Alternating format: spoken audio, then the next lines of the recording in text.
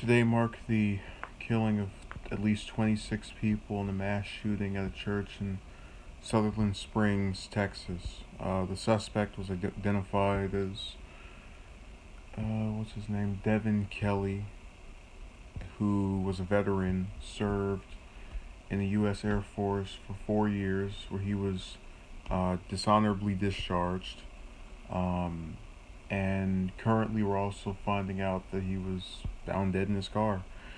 Now, this event has been responded to in a variety of ways. You have Democrats calling for gun control. You have several Republicans issuing their thoughts and prayers, and making generally vague statements in regards to what course of action will persist at this point. Among the victims, notably, was the 14-year-old daughter of, I believe, the pastor of the church, who himself was not in attendance. And it is believed the suspect had some type of semi-automatic rifle due to the fact that he shot nearly everyone that was there of the 40 or so people that were present. All in all, it's just a complete and utter massacre that we still are looking for a motive for. This comes 34 days after the Orlando shooting, and if you add one of the journalists that was on television today noted that if you add the number of casualties of both shootings, that's about 80 people that have been murdered by two individuals. And they were bringing it up for, I think, what I felt was a good point, which is, when do you actually do something about firearms when you ban guns?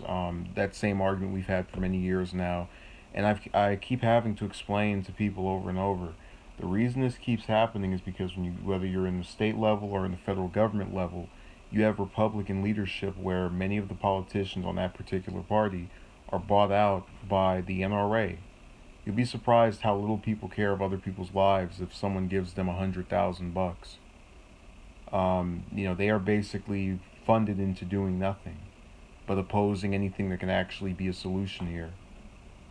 And I'm a person who wouldn't, as I said before, identify with either party, but that's a serious issue that needs to get resolved if people actually want to see this end. And even if you implement it, you also have to bear the burden of figuring out how exactly do we go about combating each one of these various circumstances that result from these shootings. For example, the guy walked in there with his firearm. We put some kind of device in place to where we can know what he has in his pockets, or that technology exists, but it's a more multi-layered problem than I'm going to just say you can't have this weapon that's now illegal. Which I'm not necessarily against doing either, but both of those need to be looked at. So I am disappointed by it. It's ridiculous that we live in a society where you can just go and be some villain for the day. I would prefer that we had something done about it. I don't think we will, and that can be seen as negativity. I call it reality. It can be changed, but the problem with people is we have a collective attention span that kind of dwindles as time passes, especially when it comes to elections. So, for example, a lot in Texas, the Senator Cruz is up for re-election, and he's in favor of being against all kind of gun control legislation. I can guarantee you, no matter if the person had someone they know that was affected by this, or lived in that area, or just was in that state, they are not going to vote against him, at least in mass, due to this particular issue.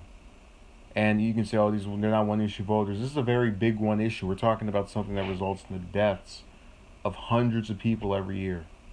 And it shouldn't take being called a destroyer of the Second Amendment to rectify this issue that we've had in society for decades. But again, we go back to the never-ending battle of debate where they make you think, oh yeah, we're hearing both sides. We're willing to hear you out, when in reality they're already determined to make sure these things persist so they can stack their pockets with more and more cash. So I'll have something up tomorrow, just updating you on this.